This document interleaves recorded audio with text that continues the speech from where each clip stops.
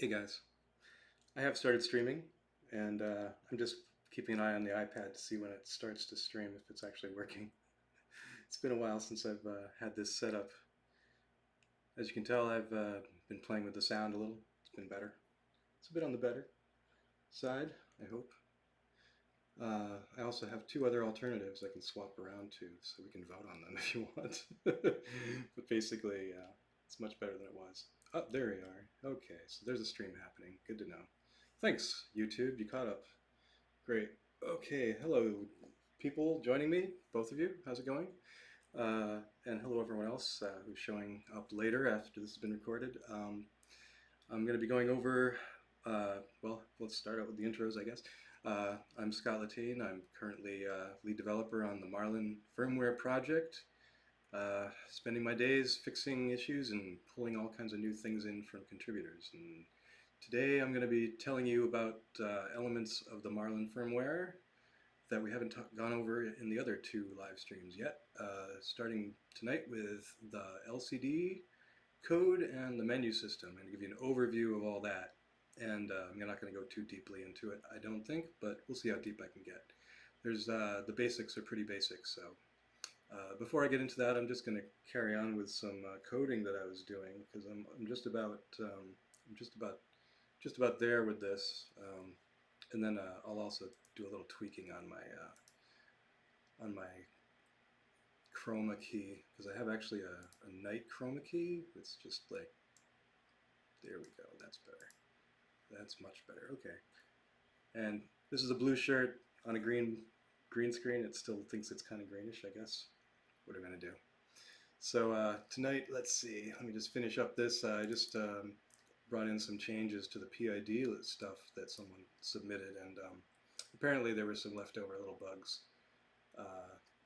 or maybe something related to it, or he didn't finish bringing it in. So I think this is something I can skip. So we'll just skip that. Oops. How do I spell that? Oh yeah, there we go. Skip, and I think this is another one we can skip. Probably. This is what happens when something's already been merged.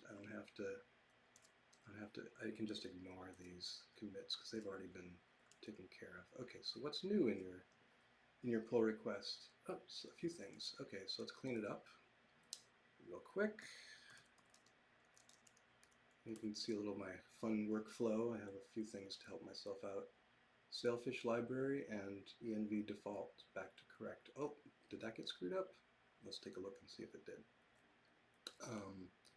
So it looks like everything is ready to go. Oops, yep, that's right. Thank you for fixing that. Oops, thank you for not fixing it. I see. Break and fix. Okay, so cool. That's ready to go. So we'll just do my latest script, push current, which will figure out what to push and then push it. Okay, so there you go. Thank you, Mike's Hub. And since I know this is already passing and good, and it's a fix, and it's related to the LCD stuff, I just like to keep these things cataloged. We'll take care of that, refresh, and voila. The only changes are to bring in Sailfish LCD and to remove that. Okay, good job. Thanks, Mike Shub. And we'll just squash and merge it, and I'll just change this so it's a little clearer. Fix LCD H compilation error. Good enough. It's not a major change. Okay, so what are we here to talk about today? Not here to talk about my GitHub fetching. We're here to talk about, boom, stuff that's in Marlin. Marlin firmware. Marlin firmware stuff. I've monitored my audio, and I don't know about you guys, but when I had it on my headphones, it was too loud if I put it up to the top. I also have several other and if anybody turns out to be trolling me about the audio, like here's the condenser mic. It works well, but it starts to pick up ruffling of my shirt and stuff, which you may not like. It's supposed to only pick up my voice, but it picks up ambient sound as well. It's again, I think the last time I talked about it, $10 mic instead of the $20 mic. Get the $20 mic, take my advice. And then I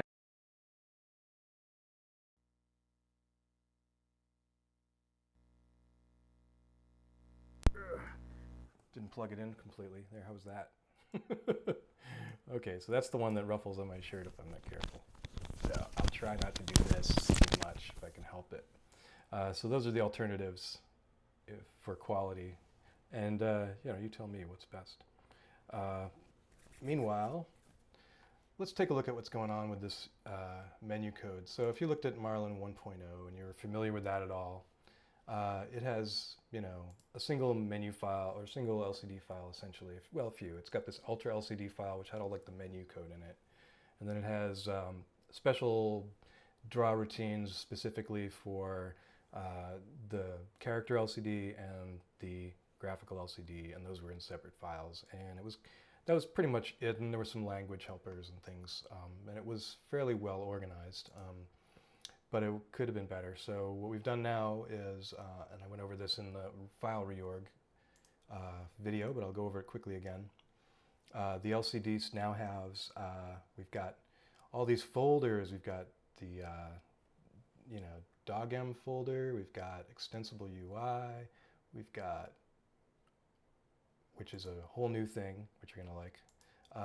We're gonna talk about that later.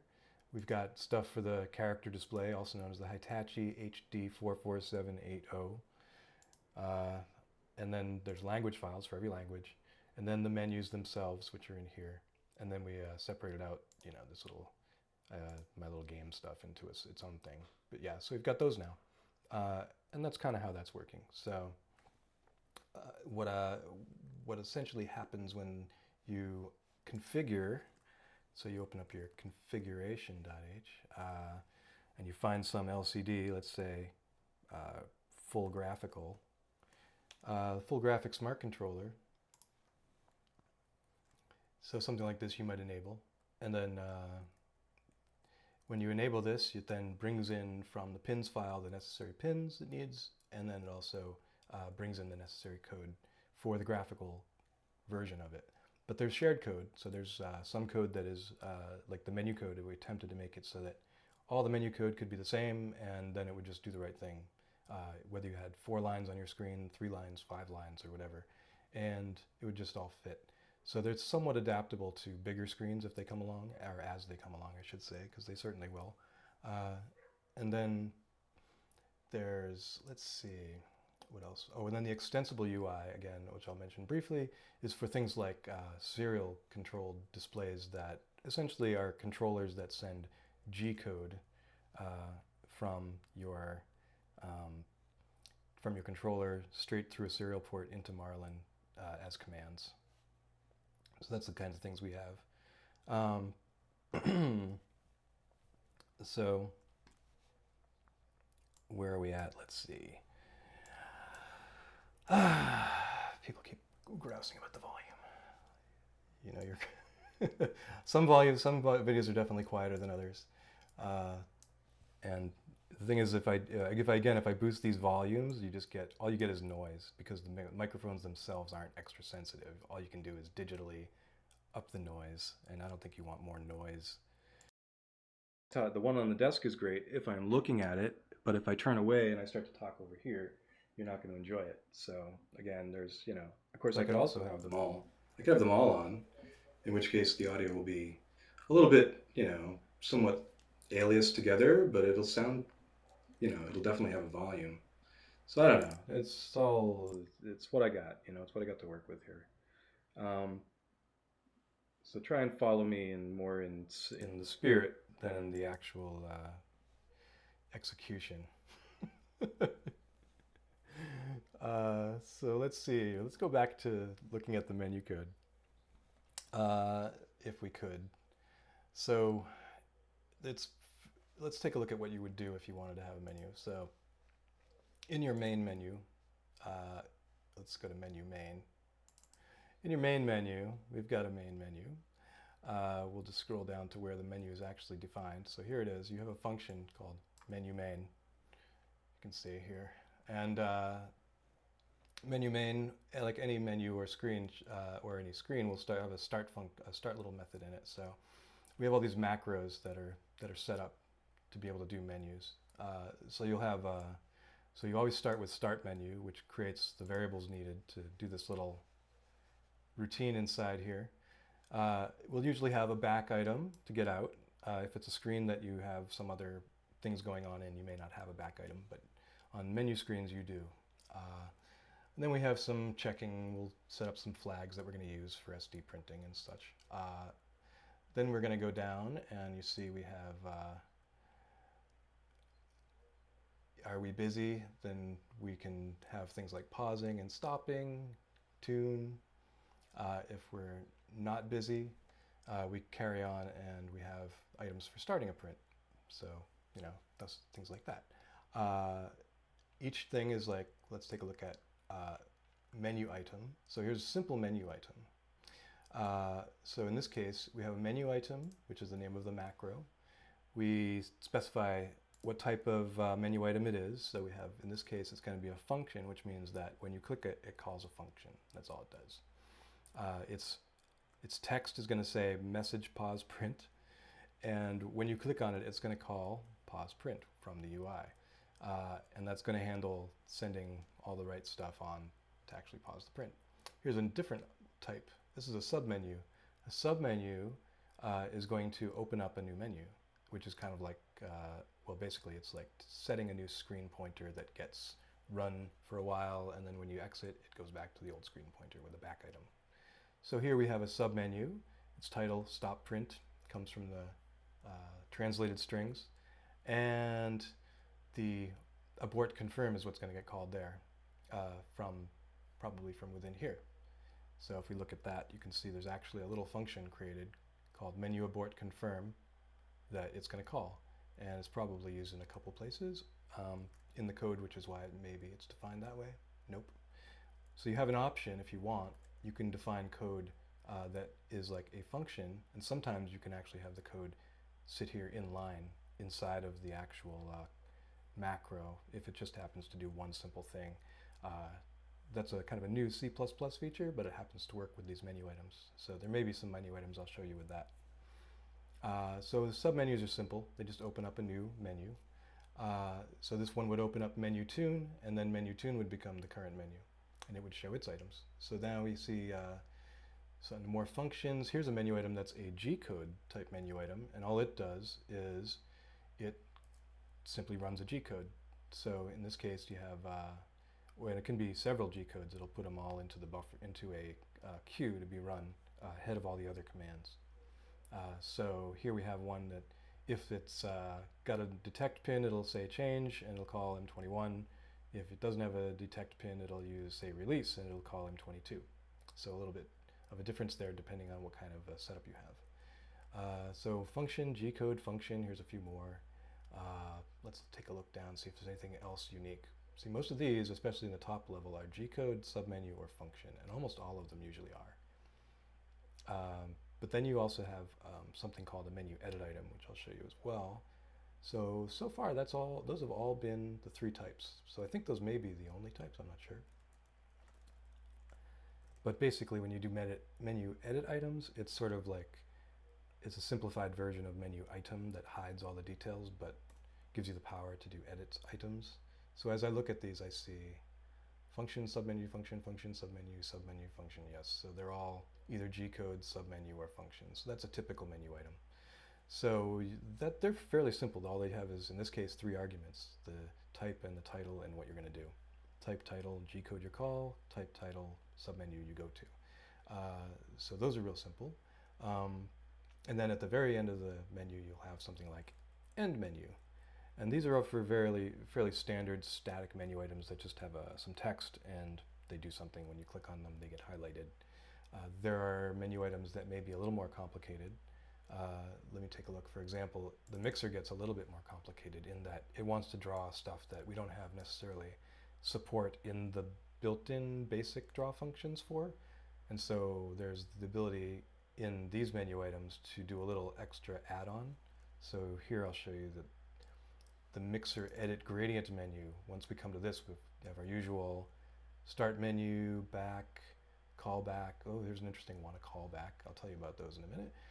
Those are, and then so down here, here's an item that's a submenu, and it's going to go to an edit page, but it wants to show a little more data. It wants to show not just one value, but 2, I think, or something like that.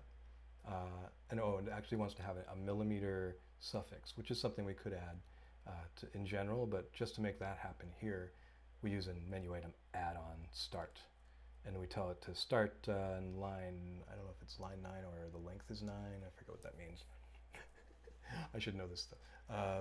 Oh, I think it's basically at X position 9, it should put it at, put this value. So following this label or whatever. So the label itself is usually just the letter Z or the letter start Z or something fairly short. So 9 usually works out. I suppose we probably use something like Sterlen +1 or something to get that in the future. But for now it works for this gradient menu. So anyway, so you have the ability to do, just go ahead, start a new thing and then send some text on and then end that add-on. And so these are just little helpers that let you do that. So menu edit items are interesting. So a typical menu item edit, so let's take a look at one of those. There's lots of them, so here's a few. Well, let's look at ones that just are menu item edit by itself with no callback. So a basic edit might do a bool in this case, and its title will be message auto temp, and then it's going to be changing the value of planner auto temp enabled and also displaying it as on off. And so when you click it, all it does is toggle that value. That's the behavior of a bool edit item. And then it's done. And then the same here, this one edits a float. And these weird labels like float3, float52 actually refer to little compilations that we have of what type is it, what draw routine does it use, and how many decimal places does it have, is it right justified? Things like that are all kind of encoded in these little types that we've set up. We wouldn't want to give them very long names because it would be ugly. So you can kind of say that a float3 is going to be a float that has 3 digits, and you assume nothing to the right of the decimal point. Here 5.2 means it's going to have 5 digits and 2 of them are going to be to the right of the decimal point. So they use the functions in utilities for drawing stuff, and I think I might have moved those to another file recently if I have it right. But anyway, so those are for those types of things. And then the other values here, you'll see there's actually, this one has not just 3, but 2 extra parameters. And in this case, if you're editing a float, you want to have some kind of range that's allowed. So in this case, it's only going to allow values from 0 to the maximum heater temperature minus 15, which is to say the temperature at which you would get an error minus 15 degrees. So it's like you wouldn't want to set it at exactly that because there is always overshoot and you would just basically cause an error. So those are how those types of items work. And when you use them, of course, you see the value inside the item itself as it shows up on the screen, and then when you click it, it actually goes to a separate screen where it then edits the value, allows you to rotate the knob between those points or use your arrows or whatever you have, and then when you click it, it accepts the value. And that's where the callbacks come in. When you have a callback, it's another parameter. After the range, you might have another parameter. So let's take a look at menu item callback, edit callback, where it's a fairly simple one. So here we go. We're doing firmware auto retract, and it's doing a bool, and we say auto retract, and we change whether auto retract is enabled. And then when we do that, we also have to call refresh auto retract so that it gets some new values and recalculates them. So as you can see, these are fairly straightforward. There's sometimes cases where you can't just simply edit a value and use its callback because it's not that simple. A callback is meant to have no arguments, which is basically, it expects something with no arguments here. So if you have something that is a callback for your function but it takes arguments, then you can't use it. Or even if it takes optional arguments, I'm pretty sure you can't even use it. So to get around that, we'll usually have something like a temporary or small function nearby, a little inline that does the callback for us, passing whatever parameters it needs or not if that's the case. And then that is used as the callback in its place. So that's just a way around it. And then again, you can also do, if you're into C++, you can do something like this where you just make a little inline function, and this function will actually be called as a function, and then whatever's in here will be called. And as long as you're not referring to any local variable, that you're fine. If you try to refer to local variables or things like that, then it becomes something that takes an argument, abstractly speaking, and then you can't use it. So, but what I have in mind is a plan to take these edit items and make them work with an API, so that if you want to make some value editable, all you need to do is just declare it as an editable item, and then it'll have all the right getters and setters and refreshers and callbacks and whatever else will be associated with the value itself, and then wherever you go to edit it in the UI or interface, it'll know what to do. Hopefully that idea will consolidate things and maybe make things simpler to work with. We won't have to say, oh yeah, you'll have to, here's a menu item edit callback, and here's the type, and here's how it's displayed, and all this other stuff. All that could be with the value itself, so it knows kind of, it's all in this little own package. It's an idea that'll come along. For now, we're still basing it on abstract types and callbacks because that's kind of how it was built. We just haven't quite gotten around to reforming and making everything better and super awesome, but we will. I mean, everything's getting more awesomer every day, I feel like. So as you can see, a lot of these menu items rely on some feature being enabled.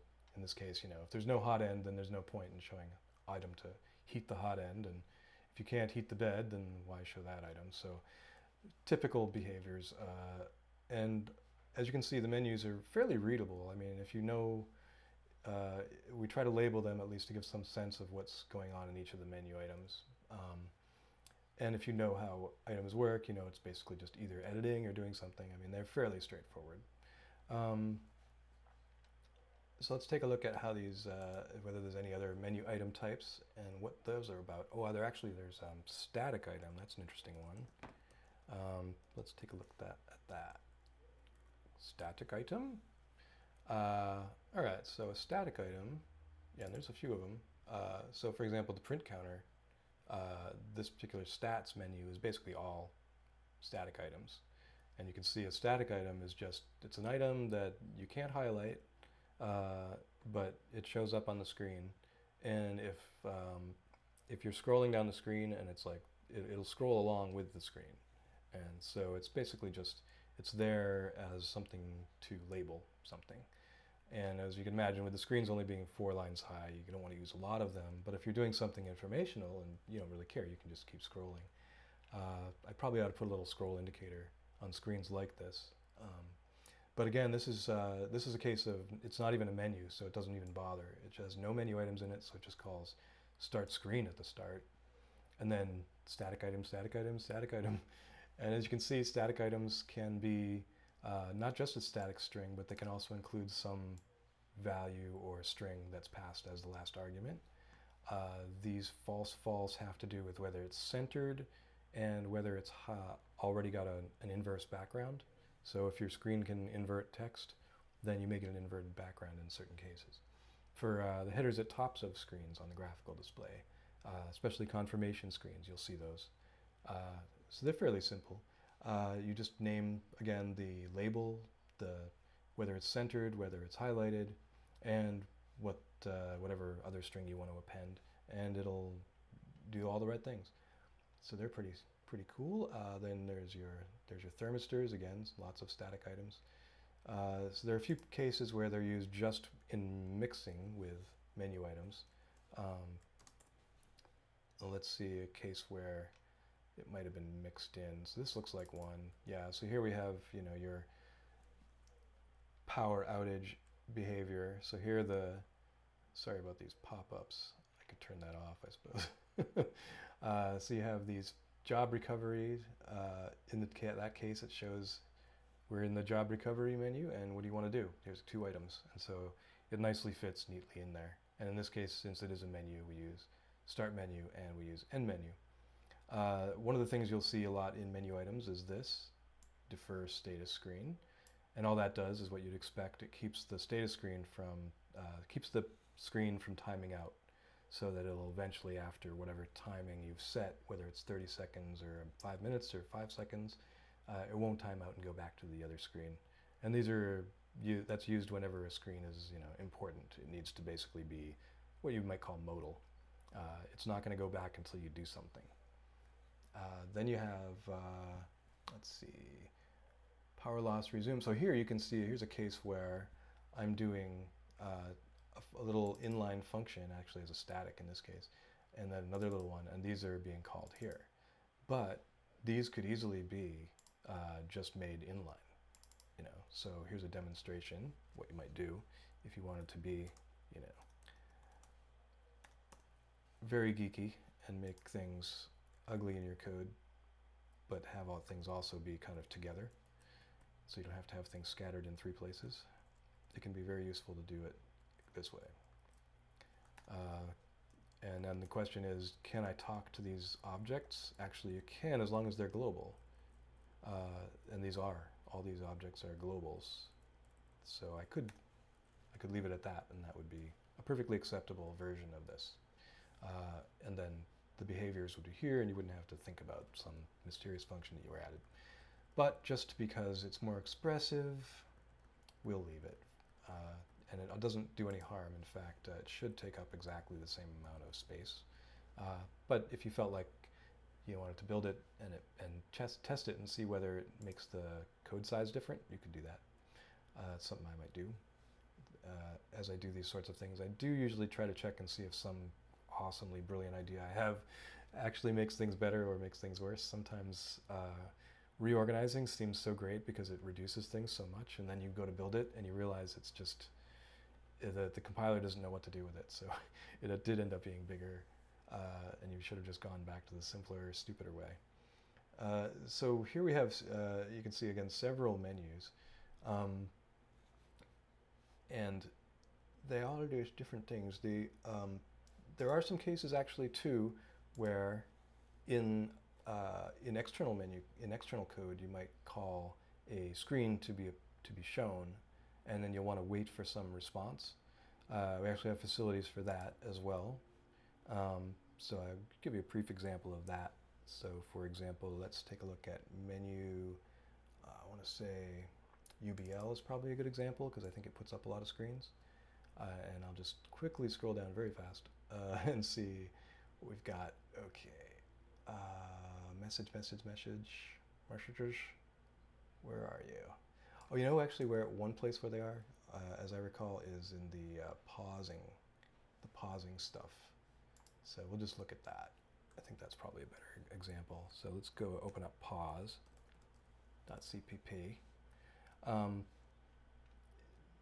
Now, in general, I mean, it's nice to have things work with a screen and have a UI for that.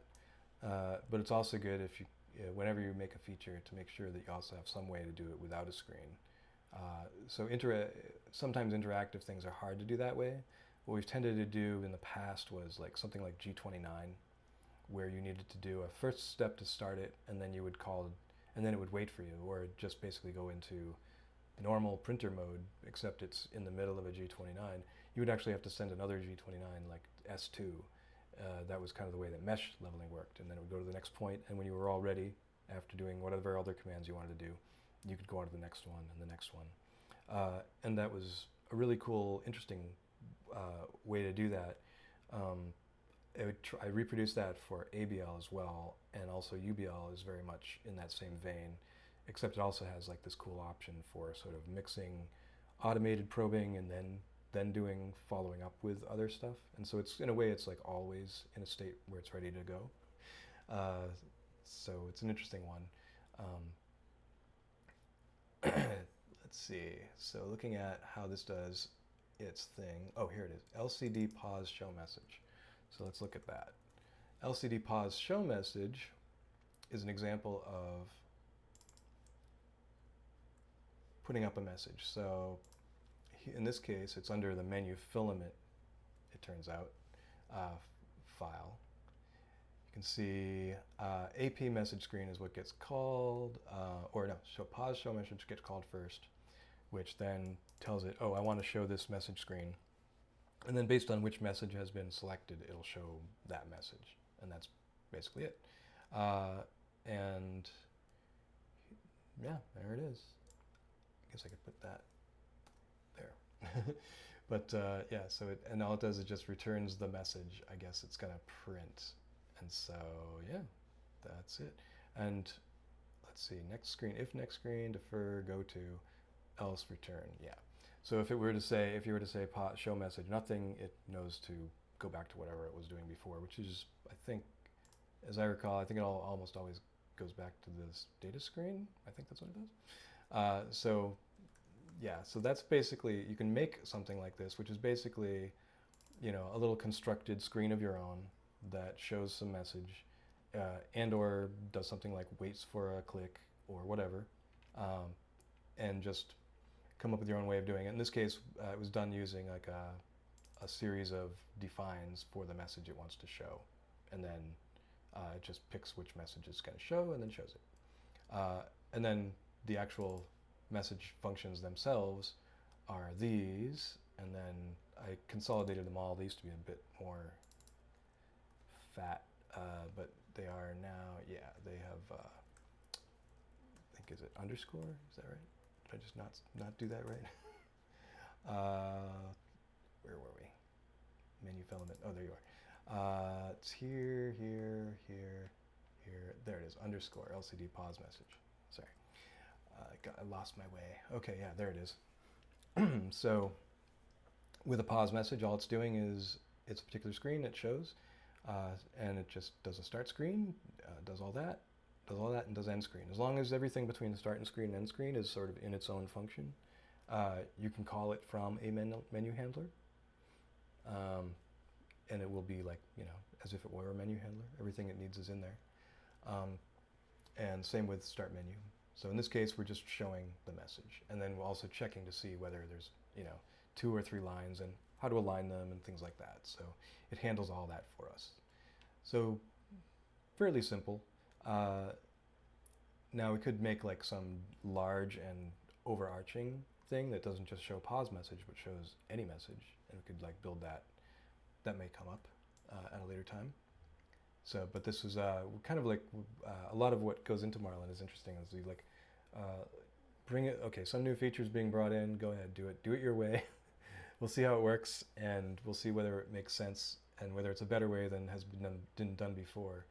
And if it turns out to be, then we can sort of adopt that methodology. So if we look at something like the way that the menu stuff was done for the manual probing in the past, all that was handled from the menu side, where each time you click something in there, basically it was all the logic was being handled inside the screens, inside the screen handlers. And then later it came up that, oh, well, let's try doing it from a different perspective. We'll just have the screens be set up and have them be called and shown, or whatever needs to be done, and we'll have it be controlled from some outside, maybe it's a G-code handler, for example. And most of the time I imagine it would be a G-code handler. We'll just assume it is, since everything that happens in Marlin intentionally is a G-code handler. So yeah, essentially you'd have a G-code handler, and it would do the showing of screens and the waiting for all that stuff. So the UI then sort of got a little bit distributed around. So even though you're doing something fairly simple, which is sitting in a loop waiting for a flag to be set, or it's waiting for it to be cleared, in this case with like wait for user, and it is, it's not like you're piling a huge amount of UI code into some place where it doesn't belong. But when you start doing things like waiting for the thing to be clicked and then waiting for it to be unclicked and so forth, I think things like that, we can definitely bring them over more into the menu stuff and into the UI, and sort of take the burden off of some of the code that's doing that. So if you do want to handle things like your double click or your triple or whatever, or who knows what it might be, you could make those sorts of handlers. So again, this is constantly getting rewritten and reorganized, but more reorganized, I would say, in the interest of getting towards more of a rewrite. So as you can see, the things that have come about recently have been good to because each of these menu files just by itself already, some of them are pretty long, some of them are tiny, but if you can imagine, they were all being in one file before. I mean, it was really ridiculous to find things and work with stuff. So let's take a look at an example of, let's see, haven't decided what yet. I'm going to go with, should we jump straight into EXTUI? What do you think? I suppose we could take a quick look at it so you can understand what's going on. So Extensible UI was developed by Marcio and maybe others at AlephObjects, and it's basically it's meant to consolidate the things that you would normally want to do if you had a serial connected smart screen, touch display, or some other type of controller that does host type stuff where it sends G-code on to the machine. And then also it'll have, typically most screens will have some type of protocol for how you update those screens. So you'll send some serial data and it'll be inside of curly braces like JSON. It may even be JSON. And you just pass that on and the screen knows what to do with it. So when you know those APIs and you've read the data sheets, you can pretty much implement your own Extensible UI just using this API, and you just have to fill in the missing pieces. So let's take a look at a couple of examples. So we have Extensible UI, EXTUI example. I guess that might be a good place to start. So here's an example, and all these are fairly empty. In fact, they're all empty. So these are all the things that you would have to implement at minimum to have an external display. Not a lot. It's surprisingly small. You just need to have something that you're doing maybe on idle, and all these basically event handlers. Did the status change? Is user confirmation required? You know, all kinds of other things. Did the printer timer stop? Is a tone being played? And maybe you want to handle that differently. Maybe you have to send a special message to your display to make it play a tone. Who knows? So all these things are here for us to use.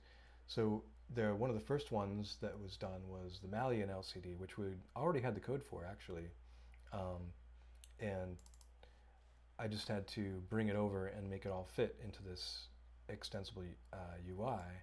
And I was expecting to spend like a week on it or something, but it was surprisingly easy because all this code you see here, most of it stayed the same. This is all like the protocol code for the Marlin LCD, which comes with the Marlin M200.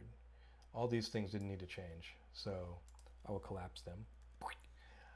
And here is the part that we had to do.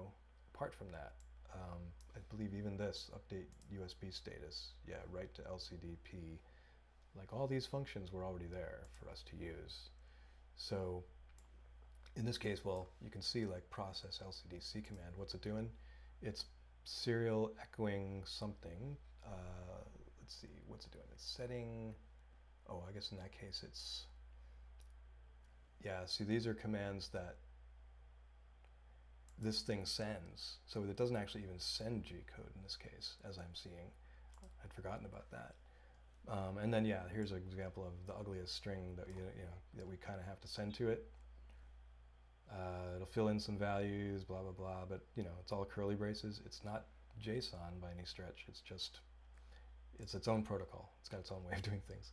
So we just followed that, got all the functions together, and then implemented those within EXTUI. So on startup, that's one of the things you have to do. We send the right stuff to the screen. Blah, on idle, okay, well, we're going to check things. We'll do a few things here. Is serial available? So here it's waiting for something to come from the screen, a command, and it's going to process the LCD command. So it actually handles that. I believe these are the things like those weird little C and T commands and stuff. If there's SD, then it's going to check, it's going to send the SD information onto the screen. That's cool. Write to LCD, there it is. Did the status change? Yeah, there it is. It writes to the LCD. And then here's a few more that didn't really get used. They weren't needed. So the entire Extensible UI is really this plus the functions probably that came from the sample code for how to write to this display without a few, with a few changes. So, build your own. There's a lot. So another one that was done very recently was the DGUS, which I've been waiting for a long time. This is a graphical touchscreen. It's similar to the Nextion, and it runs DWinOS, which is a very it's actually open, so you can modify it and mess around with it yourself. So this is getting closer and closer to having that, you know, open UI that we've been waiting for, open like touchscreen. And so anybody, I suppose, can implement their own. The one that AlephObjects built, the Extensible UI for, was, you know, I don't think it was based on anything in particular. It was just sort of like their own original work, and they just needed something to make it, you know, usable, and then, but also with thought in mind for, you know, the future and for what could be done by, you know, for other screens. So it's very thoughtful of them. I got to hand it to AlephObjects in that regard. They're very forward-thinking, and they do try to make things work correctly, and they're really they're just on top of stuff all the time. And they even have, you know, we've got a developer who's like hanging around our project all the time.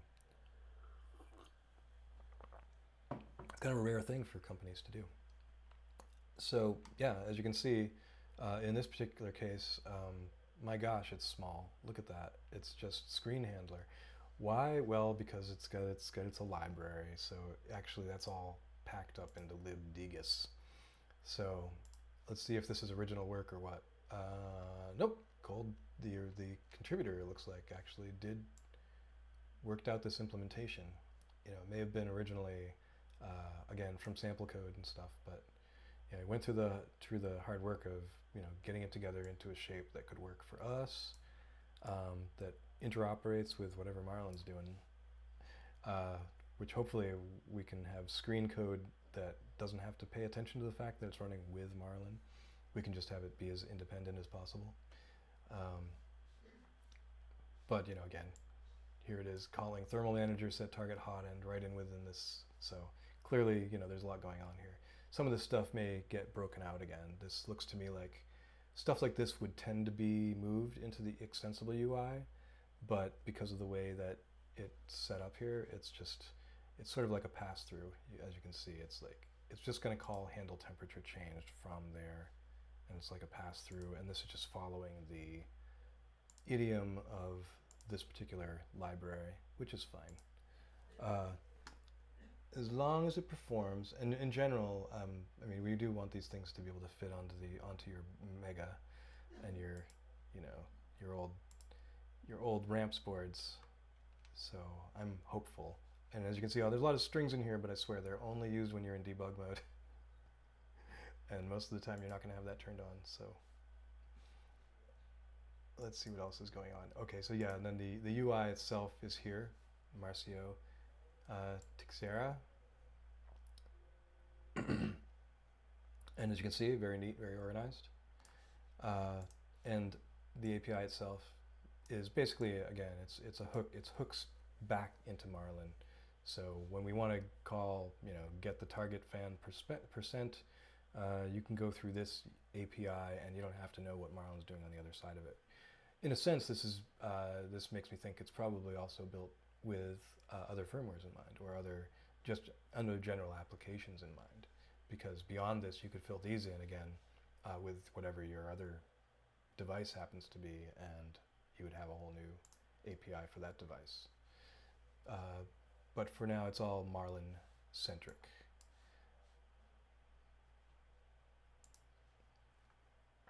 And are there any others? That's it for Extensible UI. So that's pretty much the essence of Extensible UI. They're only right now those two, and then we have that example, which we may not even need anymore, considering the other two serve as pretty good examples. It's there in case.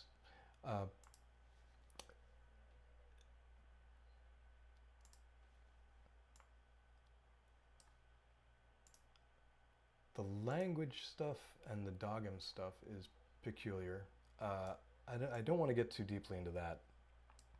That was developed for the purpose of basically making it so we don't have to have two language files, one for character display that takes care of already translating all the accented characters into non-accented characters, which we used to do, and one that was UTF or at least accented. So we now have just the one, and we have a translation layer that we use, and then there's font data that goes with it. And if you're depending on the type of screen you're using, you'll get, you know, different results. But I believe that it does end up still being like accented. So it's whatever your screen can handle. So if your screen happens to be able to handle certain accented characters, those will get passed through and you'll get those accented characters. And if it can't, you'll get the translated ones. That's the idea. So all that stuff is packed up into the language folder. Well, not the language folder. Actually, more the. I think we moved it up a level. So there's LCD print for the UAG, which has its own idea of how to do things. There's LCD print here, which is the generic one, and then I believe there's LCD print, yeah, HD44780, which of course has its own idea what to do. But basically, when you're using LCD print.h, you're using either one or the other, and it's doing the right thing. So that's another good improvement. Pretty fond of that. Beyond that, one of the things that has been troubling us is since as we're doing the HAL and working on SPI implementation, sometimes the timings of those are a little hard to get right, hard to get exactly right. But we've been working on it, and they're getting more solid all the time. So issues with the screen with the SD card have generally been related to those, to SPI communication issues. So as those have been getting worked out, the screens are getting better and better and generally being more and more reliable. I'm working on some ramp stuff with the screen here recently, and I can't seem to get it to be stable, and I can't figure out why. I think it might just be my wires, I'm not sure, but I assume as long as you have the right pins and you have your SPI connection, you have all your other stuff hooked up, everything should work correctly given what we have now. And as we're developing stuff for new screens, one of the more challenging ones recently was the FICE Etsy mini panel display. That one had just all kinds of strange behaviors and things. And sometimes it comes down to just initializing it correctly. And sometimes it's timing. So it's tricky to work out sometimes, but we are definitely getting there. I wanted to pull up like the DOGM for example. When you want to like implement some new screen, you actually have to create one of these UAG device files and then fill in the handlers that you need. And they're, I've tried to make these macros here for make it easier to initialize things. So you can kind of read it, what's it doing? It's turning the thing on, then it's setting this thing, then it's setting that as contrast, column range. All that stuff is getting done, in a way that's readable. And then if these were to come up later, like here's some more commands being done down here. I should probably fill those in with these things up here. They're just not yet, but they're, it's a shorthand that we have, but they typically end up being similar to each other. So I rely on people who know their screens intimately to put these together correctly, and then testers to sort of confirm, and then we figure out what needs to be tweaked. And sometimes it's something I can tweak, but oftentimes we have to call in the display cavalry to figure these things out. And you can see that there's this font stuff we have. So we have things that allow you to manage your fonts, and then we have stuff for your, that's the H file. And here again, here's one that's specific to AVR. So sometimes it's just, we make a screen implementation and we made it for AVR. It just has to work that way. I'm not exactly sure why this one is AVR only, but it could be that it could be expanded and then used for something else and doesn't need to be called AVR anymore. But it's the very generic ones, the ST7920. That's the common delay thing you have, display you have. One of the other things you may know about Marlin is that you have the ability to set these delays, ST7920 delays, which are used in the SPI communication. And those were initially created because, again, we weren't entirely certain for your device or for your situation, for every situation, what the SPI ought to be timing. So we set up these delays, and they used to be microsecond delays. Now they're nanosecond delays. So you can get pretty down and not waste extra cycles on your faster processors if you don't want to. And they're just used basically to make sure that your SPI timing is right. And I believe that there's like the first delay is like after the high bit is set and before you read. The next delay is like after you've read and before you set the bit low again. And then I think the next bit is between high and low or between loops or something. I'm not entirely sure, but they're used for that. Oh, there they are. Yeah, it's write low, do delay. Set the data, do the delay, set the pin high, do the third delay, and then move to the next bit. So that's essentially, those are what the delays do. And they're useful to make your screen a little more stable, so play with those if you ever get those issues. I didn't want to get into this, but because it's the ugly side of things, but I'm going to show you a little bit about how these menu items work, since that's the topic here. Let's take a look at how they work a little bit in detail. Let's take a look at your generic menu item. So here it is, menu item, the good old macro. Now if you're into metaprogramming, and I hope you are, menu items are an example of crazy metaprogramming, where what we want to do is basically make an easy interface for people to make menus, but at the same time make it fairly flexible. And so you could add extra parameters or have many different kinds.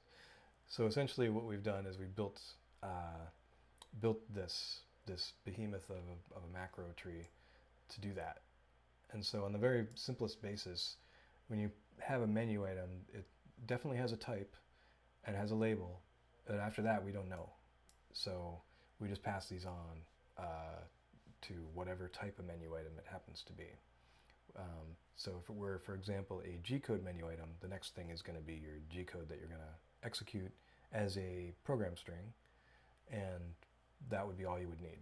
And so in this case, we use menu item variant P for everything, and then and that's like a little helper that just wraps p-string around our labels, so we don't have to use p-string everywhere, pstr, everywhere. You can see these things. And let me see, scroll over a bit. Yeah, and you can see again vargs. That means everything else. So everything else, these three dots, which you could actually say, you know, v if you wanted, and then just do v. But this is what the basic. It's called vargs if you don't give it a name. So that's what this does, is it passes on with a simple menu item, type label, well, let's shrink this down here, over to menu variant P, whatever type it is. It passes nothing as a second argument, which it can do, because it's being appended as like a suffix on things, so it just leaves it off. Then there's some false, which represents something, which we'll see, that variant P deals with. And then there's your label wrapped with PSTR, and then here's again, it's being passed twice in some cases, and then finally the vargs, that the rest of whatever it happens to be. And so here again, you see all these things have type, label. The one exception is the one that has P label, and that just means it's got the label's already been wrapped up with PSTR, and so it's not needed. This is also used in the case where you might be passing a variable that points to a program string. You wouldn't want to wrap that in PSTR because it would throw an error. So, but it will work here, and you would use menu item P in that case. And I don't know if we use it anywhere anymore much. I mean, it probably is. Let's take a look. What do you know? It's used in the filament menu pretty much exclusively. And I suppose the reason being that, yep, it needs to have a message that it can change, apparently. In this case, it's program P message 0 equals this, and it's like if this, then this, else this. And I guess the idea here is that by having it as a variable, it won't cause it to be reproduced more than once which the compiler might not notice and then produce 2 copies of the string, I think is the idea. There is some concern about that sometimes. I'm pretty sure the compiler is smart enough not to do that anymore. But it's been known to be not altogether right in the past, so I think that's probably why. It's just paranoia. But typically, yeah, so that's what those are there for. So it may be used in the future if it turns out that that's something we need to do a lot. So we'll keep it. But I don't think in that case it's merited entirely. So now we have, okay, so menu item variant P. So what is that? Well, oh my goodness, look at it. It's hideous. It is a hideous meta macro that takes your type, whatever it happens to be, your variant, which is that thing that's either nothing or underscore edit. Its use multiplier was what that true or false meant. And so a multiplier is when you're editing, you would spin the dial faster and the value would actually go up faster as a result of the faster spinning than it normally would. It's kind of like mouse acceleration. You move the mouse faster and it moves farther. Again, and then the P label, which means the already P string label. And so that gets handled in this little thing. And a menu item is, it's a little bit of a blob, as you can see. For example, if it's a regular menu item, then we're not going to be skipping static items anymore, which is something you want to do. Skip static is a flag that's used to, when you're highlighting menu items, it knows to move the highlight down because it's a static item that can't be highlighted. So in this case, it's setting skip static to false for this particular item because it's a regular item. Then it checks to see if the menu, that item being drawn, is this one. Is the encoder line this one also? So in other words, is this the highlighted one? And if so, is there a click? If there is, I'll use it, and then we'll do all this. So it'll do like, it does this use multiplier check thing, whatever that is. It does the action associated with the type of menu item, including the variant. So it'll say action nothing, or it'll say action underscore edit.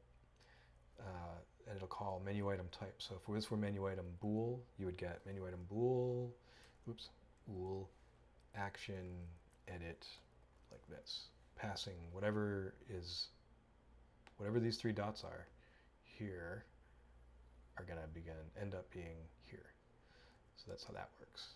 And if the screen changed due to our menu item, then we simply exit at this point. We return from this menu item. We don't just return from the menu item. This actually returns from the screen handler. So if you've left the screen, it's basically going to not do any more logic or try to draw the rest of the screen. That's the idea here.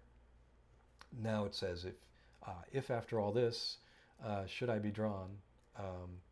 And if so, then it'll call the appropriate draw menu item function using the variant and the type. So edit underscore or no edit and just the underscore and the type. And then it'll pass to that whether it should be highlighted, what the line number is, where it should be drawn basically. That is to say on the LCD itself, not in the menu, in the whole scheme of menus. So this will be 0 to 3 or 0 to 4 depending on your screen size. And then the label is passed on to be drawn, and then whatever other arguments there are. So in the case of menu item variant P, I don't know what other items there might be, but they're there for to be passed on if need be. So essentially this one little nugget will do all the menu items, all types of menu items. Regardless of what they are, it just handles them because it knows what to do in the action, and it knows what to do in screen changes and all that. So it's pretty straight up. These other flags here, things like screen change, are just things that are part of the state of the UI. And because of where it's used inside of menu handlers, I don't know if, I guess screen changed is not like UI.screenChanged. Nope, it's just a global. So that could be made into a UI variable or whatever, but it's used for for menu items generally. So going back to menu item variant P and where it's used, let's take a look at the difference between something like a callback, for example, and something else. So you can see it's just passing more stuff on. P-string label, VA args, and these extra arguments here, like the action is being passed the label, apparently, in the case of some of these where it has two labels here. Because, yeah, use multiplier p-label, and then, so each one for this, and then whatever follows, I guess, is being passed on. So in some cases, there's nothing. So if it's a regular menu item, if it's one of the edit variants, it has that label, which I assume is being passed on. Yeah, I'm certain is being passed on to be used as the label on the edit screen when it goes to edit it. So fairly straight up.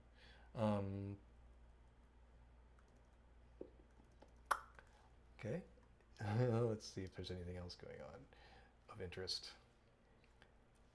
Again, callback, it just passes on all the same stuff plus whatever else. And it's surprising, just this takes care of it, because it used to be a bunch more macros that we'd have to do. But now that there's like menu item type action, variant, blah, blah, blah, it's much better. So let's take a look at some of those action items. Let's take a look at action edit, for example. So yeah, check this out. So a good example, action edit, because it's the one that's mentioned. Where else is it? Okay, here we go. So it's not normally defined as action edit, apparently. Let me see. And menu item int3 action edit. So yeah, I guess it is. Okay. Let's take a look here. So starting with the menu item base. A base menu item has all the minimal stuff to be a menu item, or at least to do the menu item handler. Since it doesn't necessarily have the label for the menu item embedded in it, it's not like an object that contains a lot of data. It just has functions to handle stuff. And so you have like, should your value be scaled or unscaled when you're editing it? And that just takes a value as an argument. It doesn't have a value, as you can see. There's the scale, there's the unscale. There's, and also one thing that you'll notice is this is a template class, and it's being passed type name, which is a namespace, or maybe an object. But the thing that's being passed to it is basically it's probably a struct of some kind, like a static struct. And this is a cool thing, is that when you want to make different objects of different that have different behaviors and properties, you can make something like this, a menu item base, or t menu item in this case, or menu item base here, and you can simply pass it a structure with a bunch of different values in it, and it'll create some class that has those values applied. So in this case, the name scale gets used, and then you also see that the name strfunc is getting used here. So there's some kind of strfunc associated string function associated with it, and apparently just those two. So, and then there's apparently a type t. So it has those parts in it, and so when we see when it's being when something's being defined as a menu item, like in this case a t menu item with menu item info underscore name, it's that structure menu item info blah blah blah, which is the name, whatever it is. I think in this case it would be something like bool. That name menu item info structure is actually what determines its behavior. And so if we look at that, you'll see that a menu item info, I don't see any that exist. So let's take a look at what happens when, oh, here we go. So menu item info underscore percent, I guess, gets declared. And then, and so I'm expecting there to be a structure, but I guess the structure is probably elsewhere. Like it's probably using this structure up here. But anyway, it gets so complicated sometimes. But the idea of all this complication is that it actually doesn't compile up to something too complicated, and it does make the compilation and or at least the management of an editing of menus much easier. It would suck to have to type much of this other code at all into it, whereas it's much nicer to just be able to say menu item. And I'm hoping well, I'm sure we'll continue to preserve that basic behavior, but we can always take the underlying stuff, and I think we can continue to improve it. So if we look at, say, menu item base edit, so here's your standard editing behavior for menu item, it'll do something like set the encoder direction normal, and then it checks the encoder position to see whether it's less than 0 or greater than the max edit value, and it'll constrain it to those. And the encoder position itself is actually being used as for the editing purposes, because the edit value is scaled into encoder steps. So if you're editing between, say, 0 and 100 with steps of 1, you'll get 100 encoder steps. But if you're doing 0 to 10 with maybe increments of 0.1, you'd get the same thing. You'd have 100 encoder steps. And this logic would be exactly the same. But when it goes to draw it and use the value, it would scale it. So here we have, should it draw? Basically, we check to see if the encoder moved or if something got clicked. Should it draw it? Yes, it should. Also, it'll draw the first time that the edit screen comes up. And then when it's clicked, and we also have something called live edit, which is just a flag you can pass at the end of an edit function, which lets you live edit it. So as you're turning, say, your LCD contrast value, it'll actually keep calling the callback that sets the LCD contrast, so you can see it actually take effect at that moment. So that's why that is live edit stuff is there.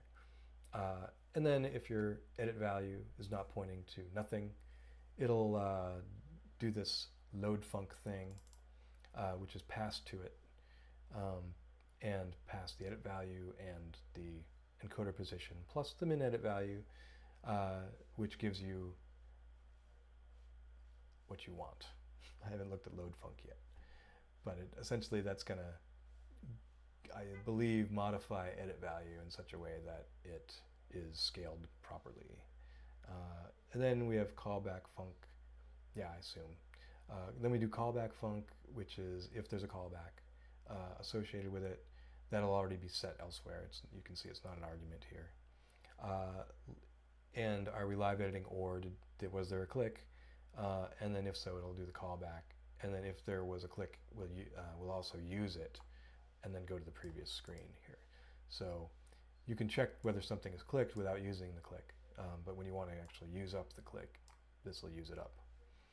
So that's why that's there. And it'll go to the previous screen. Voila. So something like this where you're editing is fairly straightforward. You just go taking the encoder values, following them through, up and down they go. The encoder values, of course, at the low level are being read from pins that toggle in just the right order between values 0 and 3, or high-low combinations, and you can tell which direction the encoder has been turned and how far and things from that. So that is used as a method to get our values changed.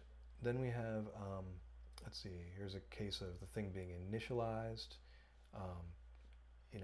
I don't know how often that's called or where it's called exactly, but if we were to look for it, we would find, I want to say, menu item base init.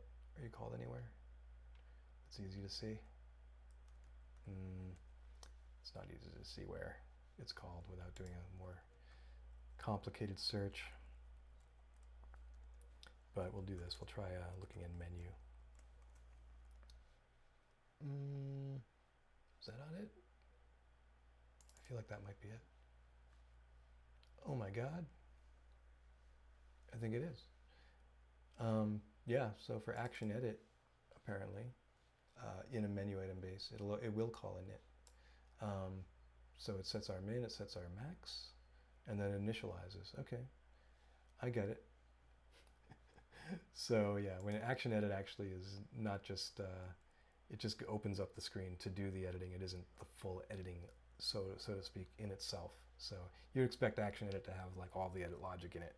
It doesn't. It just sets it up to happen, and then the editing happens outside of that with that func that that filter funk or whatever it was called.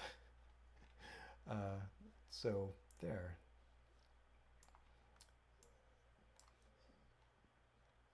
I want to see if there's anything else of interest. Looking over the right, so screen or menu loop, start screen, start menu, all these things, they take care of that for you. So this is what your start screen is doing, in case you were curious. It handles the scroll screen logic right at the beginning of the function or of the screen, and same here. If it's starting a menu, it'll pass 1, but if it's doing like just a bunch of static items, it'll pass the height of the screen, and apparently that's important. And then whether skip static should be true or false, and it's false in the case of start screen, but true in the case of start menu. It wants to skip any static items that may be there and move the highlight down, is what it's saying. And then it does the start of the screen or menu loop, which just basically is the opening of the loop. And it just creates the opening of a block, and then all your menu items end up being inside of that for loop. So this little for loop here. And it just goes between LCD line, between 0 and 3 for your LCD height, for example. And it just it just deals with those 4 items, but the logic is such that for every menu item you have, it's saying, am I the menu item? Am I the menu item? Am I the menu item? So that's the way it's always been built, and as far as I know, the compiler is smart enough to make that not so ugly. And in general, it works fine. You can imagine doing something like a switch statement with case. I don't know that that would be necessarily any better or worse to abstract in, because it would be tricky, because you'd have to have like some kind of way of saying for each menu item, you get a number assigned, you're a case. And what number would you give it? I don't even know. How would you do that? There are ways, but they're not pretty. So this is much simpler, I think. So again, there's your variant, there's your static item. Static items are a lot like your menu item, except they don't have things like callbacks and click handlers and stuff. They just draw. Am I should I be skipped? And here you can see if skip static is set and we're below this item, then we basically just move the encoder after it, less than or equal to this item number. It's saying basically to move the highlight to the next item, please. And so this is actually being done inside of cases where you have nothing but static items. So in a way, I don't know, this ends up being redundant logic, because at the end of it, I don't think that the item itself ends up being, well, I guess it does. Encoder line gets used, gets incremented, and what happens, which may suck, is, let me think, if it's equal to this item number and it gets incremented, and then it goes to the next item number, it's also going to be equal to that item number, and so it's going to have to keep getting incremented. So we expect that, because that's what it's supposed to do, but it's stupid, because at the kind of stupid, because at the end you just have this thing, encoder line has been incremented, it's been checked many times to see if it should be incremented, at the end it's finally been incremented, but it never gets used. So I think maybe in end screen I should stick like unused this item number or something. But oh wait, one thing it does, well no, this item number is fine, but yeah, the encoder line itself, again I would say let's make that unused, but you don't say unused for global variables. So all it's doing really is just modifying this global variable over and over inside of this. So I could see that being made better somehow. Like I could say, for example, if you're doing a static screen, skip static should be like an actual screen, start screen. I think this should be const or something. And it may just end up being that works out better. Like I could say const expr. So I don't know. Am I thinking too much? I don't know. I probably am. It may end up that the code is just fine the way it is, but doing that would ensure that that logic never got used at all. But at the same time, the compiler is smart enough to see that skip static never gets changed, and so it should know enough not to bother. It should be fine with that. We'll see. I'll play with that later. Again, another thing to look at. Is there anything else? Oh, there's our add-on thing. Again, it's a case of like, should I be drawn? Am I the item? And if so, then move the cursor X to where you told me, and this item, and then go ahead, draw. And then the add-on end. So that was basically to avoid having to do this every time that you wanted to modify a menu item. So that's why these macros are here. Static item, anything else that's exciting? You know what, that's pretty much it. I mean, menu items are fairly straightforward. I'll tell you a couple things about using menu items that's important to know. Important to know that menu items are dangerous. For one thing, every time a menu screen, a screen handler, a menu, is called every time that the screen gets updated. So you can imagine if you are inside of a menu handler and you want to run off and do something like a G1 move. Hey, do this G1 move and wait, and then do this next thing. If you try to do that instead of a menu handler, bad things will happen. Your code will essentially grind to a halt. Your machine will probably reboot because the watchdog timer counts down. So my recommendation is to not do that. There are ways around that. So we have, like, for example, there's this LCD wait for move, I think it's called. LCD wait, let's see, nowhere to be found. Oh, not searching enough files. Okay, so it's not there. Is it wait for move or something? I can't remember. Wait for, I mean, you look for wait for in LCD. Wait for release, wait for user, wait. Oh my goodness. Let's find that. I think this is a very important aspect. Okay, let's take a look at, what's it called? Move something? Sorry. I'm gonna go manual. Let's see if manual move axis comes up. Manual move, yeah, here we go. So we have this thing called processing a manual move, which is a flag that we set when a manual move is being done. Manual moves take a while, and so what should you do? Well, we keep the same menu screen on. How is it that we, while we're waiting for this long move, that it doesn't screw things up in some way? Well, one thing we do is we allow it to exit, and we just set a flag. So that's one good trick. And then another one is, let's see, I want to say, is there like a wait for homing? I know there's got to be something like that.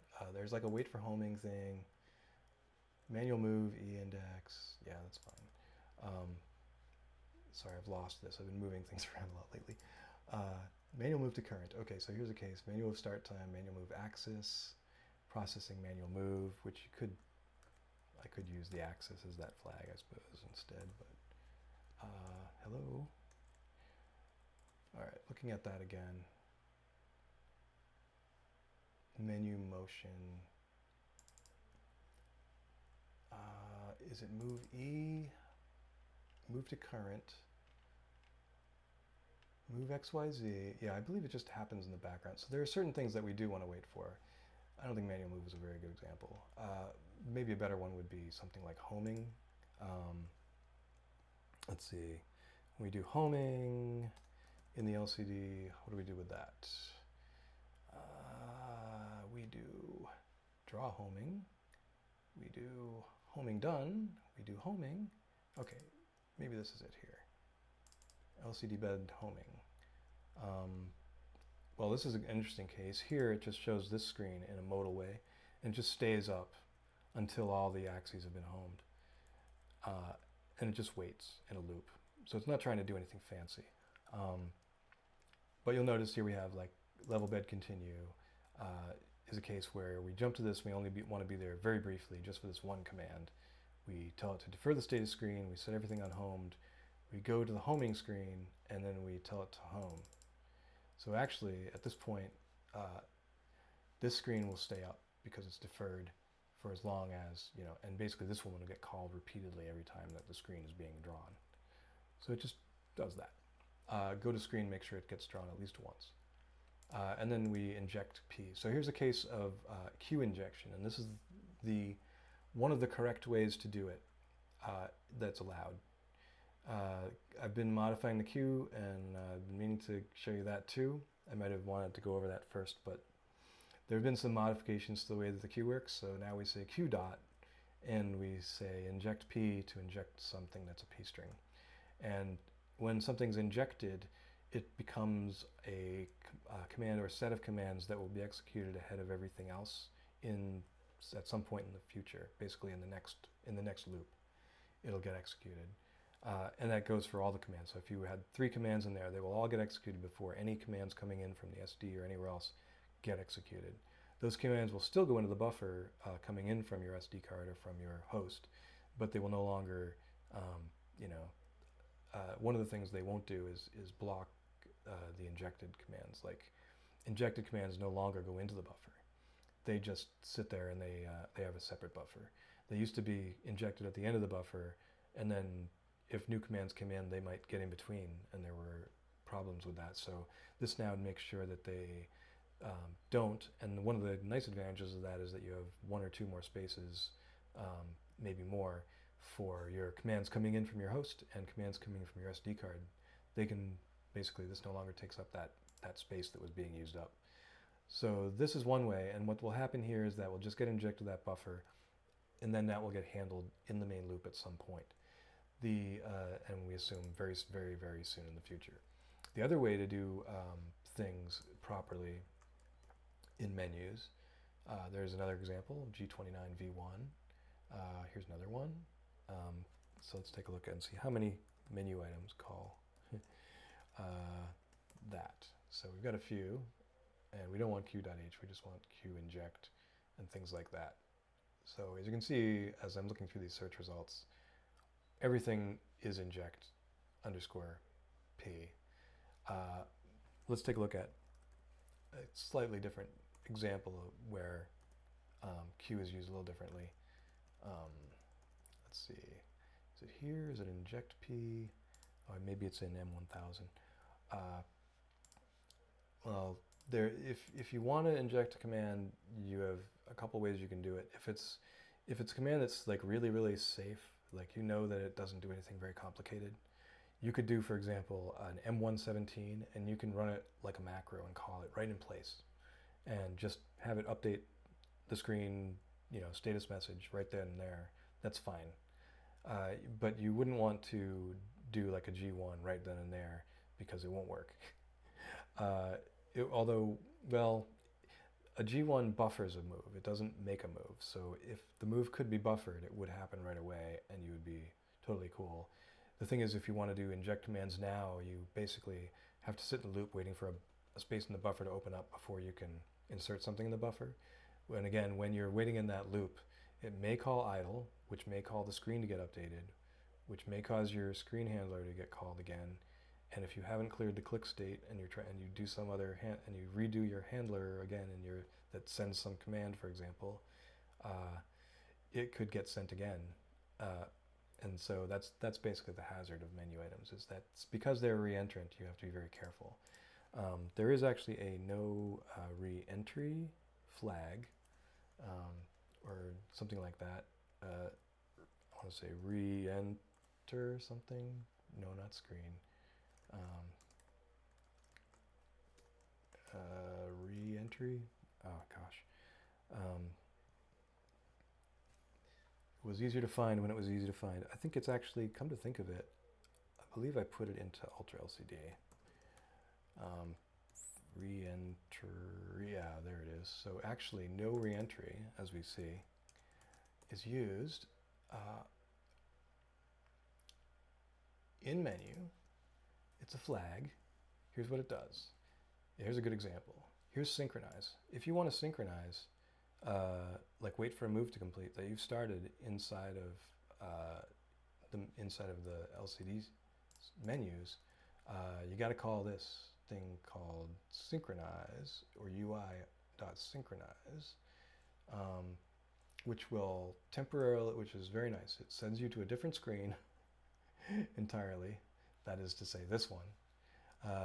And does it put up a message? Let's see. It draws a static menu item, I guess. with the sync message, whatever that is. So yeah, if you set a sync message, then it calls this, you call this, and then it waits. So this would be a case where, say, wait for homing or waiting for a move to complete. While this is being called, you'll see it has no reentry. So it doesn't set any reentry yet. It just says, okay, if this is set, return, but let's see what happens. Okay, so now we go in, we're going to set it so if it ever gets called again, this is not going to happen.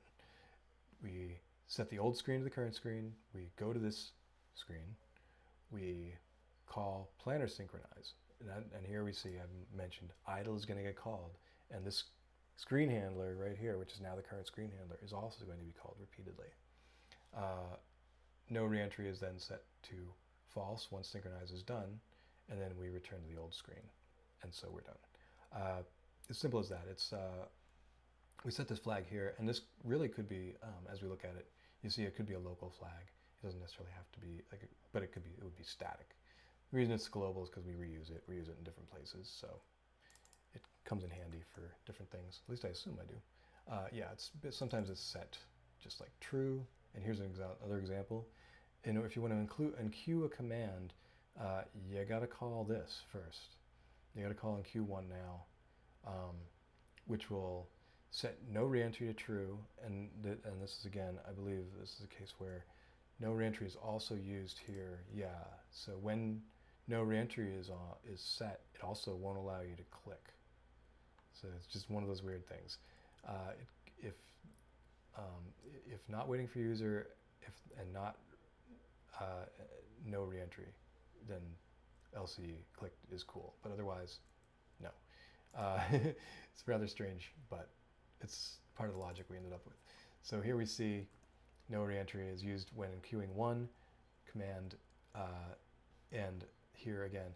And the reason again is because the one now means it'll sit and wait in a loop. It wants that command to get enqueued. So that's the new name of the thing that enqueues now is now called enqueue1 now. And it's also meant to be a reminder of the fact that you can only send a single command with this. You can't send G28, G29 with a carriage return in between. It won't take it. That logic, of course, could be added, but why? Just do two calls. Most of the time you don't need to. And we have enqueue, and we have the other situation where you wouldn't want to do that anyway because that's enqueuing. If you want to do something different, like, well, again, let's get the, is it queue? Yeah. So as you can see, queue, I've totally rewritten here and made, so you now have it enqueue1 now, enqueue1 now, enqueue now, P, and then there's the inject, and this whole works all together differently now. All it does is that. And then the process of inject commands no longer happens where it used to. It now happens in the the G-code queue. So whenever it's time to get the next command in the queue, it first checks to see whether there's commands ahead of that, and it gets those and runs those first and returns.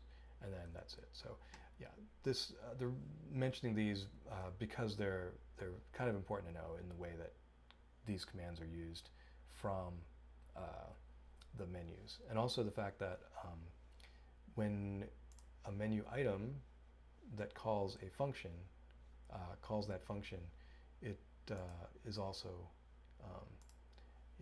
it's also dealing with the same thing. It's calling it in such a way that, oh, I shouldn't say not a function, but a G-code. It's injecting it in such a way that it should get in at the top of the queue. So it should be using inject, inject underscore P. And I believe that is the case if I look at all the menu code. Here is menu custom, where it's got a command that you've set yourself. Here's action. There's the action itself. When you have a G code, all it does is just injects the G code. So you can see that's pretty straightforward. And yeah, pretty cool, huh? So is there anything else that's interesting? Well, there's some other cool stuff, of course. There's a little history that the menu keeps. So it knows as you're going down in the through the different screens what's going on there. So if we look at, for example, just good old go-to screen, There's a whole, I should say space go to screen, or maybe even colon go to screen. There we go. So if we look at go to screen, we can see it's a little bit stuff going on because it wants to do, there's a lot of logic to changing from one screen to another apparently. But if you're changing to the same screen, nothing happens. I think in the near future there's going to be some slight change because I want SD card navigation to kind of work a little bit like the current navigation does, where when you go back up a level it still highlights the same item that you had. Last time I checked that was still working, but let me know if that breaks. So yeah, go to screen will do stuff like handle all the double click for baby stepping stuff. And here is where the highlight is being restored. So if we go back up an item, this is used both by when you go back up an item and when you go down an item. So there's a little extra step when you go down an item where it saves where you are in the history, and when you go up an item, with a back, it takes that item out of your history. So pretty straightforward. Screen history depth is here. So if you're on the status screen, then it sets the history depth to 0. I'm thinking actually the main menu, that doesn't need to have a history, does it? Like if you only went to the main menu, I guess you do need to remember you went to the main menu to be able to go up a level and come to the main menu. So yeah, I'll leave it. So yeah, if the status screen, again, you don't defer the status screen, it cancels that. We clear the LCD. If it's character LCD, we might set the custom characters to some new characters, because the info screen has different things than the SD screen does, and some other screens have some other things. That's just for the character display. And then, we set refresh and tell it the screen changed and set the selection to false. So yeah, all that kind of stuff happens go to screen. And then that screen history depth is handled by this whole menu, this whole history thing. So you have save previous screen, gets into a little, all goes into a little array for you. And then, and then when you want to go to the previous screen, it just checks, what is it? Where should I go? What was my encoder position? What was my top line? What are my items? Ready to go. How many items did I have? Actually, that's important because the way menus are, they never know how many items they have until it's been drawn once. And once it's been drawn once, then you have that information. So if you're going to go back up a level, sometimes it's important to know you have this many items, because otherwise, when you try to highlight the item that you want, the logic will say, well, there isn't that many items, so we can't highlight it, so it'll just put the highlight back at the top. So this takes care of that, presumably. It used to. I hope it still does. So yeah, there's your screen items, and there's probably some logic to that.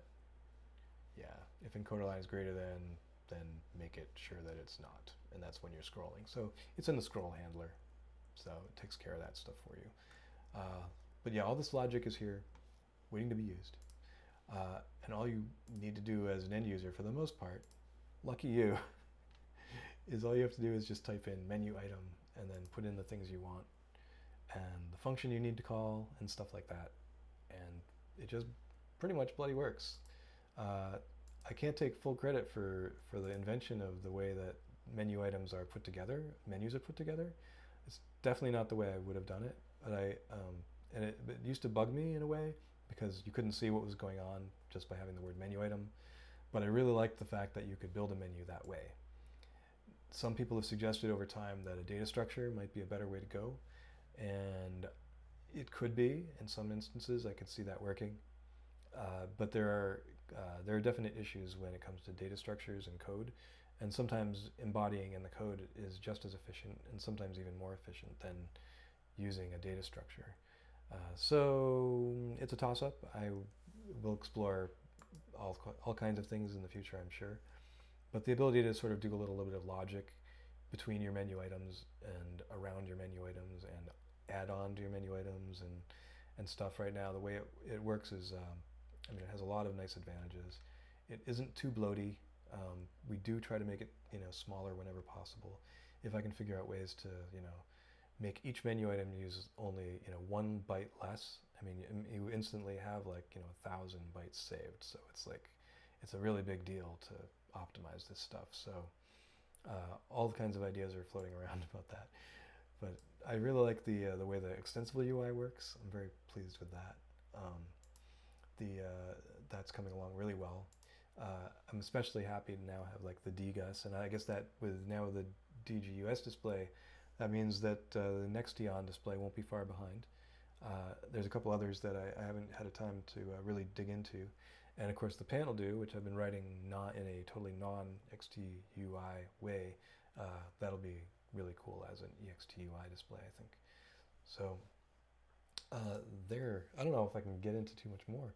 There's you know there's so much to the like details within each menu, but for the most part, the menus themselves, they're you know they're they're easy. You from just from this video alone, you're already a master. So as long as we're here together, you, me, and everyone else, let's take a look at your comments. See what's going on. Hi everyone, what's going on? Let's see. I see Chris is here. Hey Chris. Chris Riley is here in the house. Brian Vines, BB3D. Good to see you. Jake from State Farm. This is Keith B. Hey, thanks for your contributions. I'm merging things all the time. Let's see what's going on. Big Tree has a combined TFT emulator controller coming out. It'll be interesting to see how they implemented it. Yeah, I agree. That sounds cool. Big Tree Tech has actually been doing a lot of really cool stuff. Do they actually have a whole printer, or are they just about components and boards? I'm curious. Brian Vines thought I thought the video from that Aaron posted. Oh, I'm not going to reread everybody's comments to each other, but he fully agrees, Matt. Big Tree Tech is probably driving me mad. No, actually, I really appreciate it because this is STM32 stuff, right? So, and we need all the STM32 love we can get right now. Although it's so solid right now. I mean, I really feel like STM32 has surpassed, might even be caught up to LPC 1768 at this point. Who else is here? Oh, Matt Johnson. Hey, Matt. Well, it's great. It's great to see you all. I want to thank you all for stopping by. I'm going to be doing another one of these soon, and the topic will be. Let's pick something at random. What do you think? Let's see. I haven't really gone over configuration. Other people have done that, but I think it might be fun to go through the configuration items and talk about them a little bit, and maybe the configuration system from top to bottom, all the way from configuration.h through Marlin config pre and all that stuff, and all the stuff that's in ink, the sanity checks for the different HALs. I think all of that stuff together will be really worthwhile to go through. So it'll lead to some other tangents, I'm sure. So that's the kind of topic I like, obviously. So let's plan on that next time. It may be a week from now. It might be Thursday. I wanted to do these on Thursdays, but Thursdays have just not felt right for some reason. Maybe it's my sleep schedule. We'll see. But yeah, I'll get that on the docket. As you can see, there are a zillion items. If you go searching for if enabled, you will find ridiculous amounts of things. So there are plenty of things to study, and many items. Oh my God, so many items, so many, too many. I can understand the frustration. One of the things I wanted to do is keep the config files from getting too bloaty. But I mean, there's all these granular little features that you can add to just about anything. Usually we try to put those off into the code if they're just really obscure. Sometimes they float to the top if people find them useful. There's been a lot of recent updates with the BL Touch, and so there's a lot of useful stuff that's been going on with that, and just basically refining its behavior. I don't know why there's sudden huge interest ever since the release of the 3.0. but just I guess it's possibly because there's new flags and modes and things that people are finding them more geeky and interesting. But we've had a major overhaul of the BL Touch stuff, and it seems today we even got a couple patches. So highly recommend if you're using a BL Touch to get the latest stuff and try it out. Please let us know if it's working out. Of course, with menus and stuff, I'm always interested to see if you like the ordering or if you think there are things that could be done better in the menus. The certainly the grouping of things and the logical containment of things isn't always exactly what I would choose. And there may even be cases where we've got stuff grouped into advanced or into configuration or something where it would make sense to move it up to a higher level or make a whole separate menu for it because there are so many items pertaining to some feature. In terms of features and things we're going to be talking about or looking at in a future video, ways that features might be consolidated into units that could be portable in a way that they currently aren't really now because things are so scattered around. Whenever you have a feature, you have to add something to a menu, you'll have to add something to some other file, you probably have to make a class for it, you might have to make a G code for it. I mean, these things are in so many different places. It would be nice if features could be consolidated in such a way that everything is together. The one thing I hesitate to ever do would be to have like every feature have its own config file, because then you're talking about every feature having its own config file, and then I don't know. We also don't have the ability with the current version of C++, I guess, to use if has include, which would allow us to check for things and treat them like modules. If that thing is there, we'll compile it in. If it's not, it's not. And you could even do things like if something's there, then you have that feature. Keep it as simple as that. You don't want a feature, don't drop it into the folder. You want a feature, drop it in, start building. You're done. Set the configuration. Things like that would be fairly straightforward to do in a certain sense. But on another level, they also mean, obviously undoing a lot of the ways that Marlin has done things in the past. But when I think about stuff like the ability to do a menu item that edits something and have it not have to make special allowances because this bool that you're editing is, is special in some way. Sometimes actually what you want to edit is like something is enabled or something like that, or and the only way to get that information is to call a function. Get the function, is it enabled? And then when you want to change the bool, you have to, is it enabled, set it disabled. Is it disabled, set it enabled. And so it would be nice to get rid of that kind of thing, or at least make it so you can package it up. If this thing needs to be editable, then, and it needs to call this stuff, put all that stuff up with your value in your class, and then let the menu item be the same. Just let it say, I want to edit this item. Boom. So I'm looking forward to doing that. Maybe when I'm working on it, maybe I'll bring up a video. Other stuff happening this week. Laser. I'd recently moved spindle and laser to its own singleton, and split up spindle feature and laser, or spindle enable and laser enable into two different options, so that at least, at the very least, the label on your menu item will say laser when you're using a laser, spindle when you're using a spindle. But also, there's a strong need to have the laser spindle behave like the fan, where when you set the fan speed in the middle of a print, it doesn't pertain to right this very second. It gets attached to the move that you're currently on, or that it'll take place at the start of the next move. And so, same kind of idea with the laser. You set the laser power, and it goes into the queue as part of the planner, and then when that block comes up, then it sets the laser at that point. And that will eliminate the need, which we have now with M3, M5, to actually use M400 or synchronize, where it'll stop a move, which causes a burn and is stupid. People are having to use M106 to control their lasers and pretend it's a fan. I want to just formalize that and make it so it's a real laser, it's a real spindle, and that you can use M3, M5 and get the same behavior. There's also been this week some really cool optimizations in Cohesion 3D's work, which they've been doing in Smoothie for their laser controller. And they recently made a really super improved rasterization method.